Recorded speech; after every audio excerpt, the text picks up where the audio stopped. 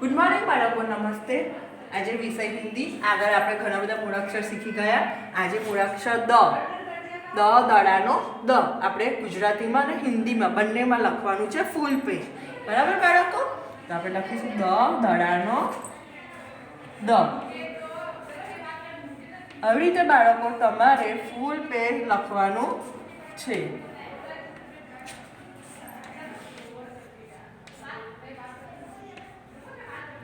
તમારે બોલતું બી જવાનું છે અને લખતું બી જોડે જવાનું છે.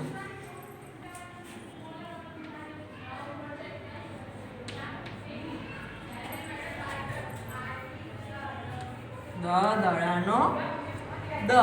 હવે તો બાળકો ફૂલ પેજ તમારે લખવાનું છે.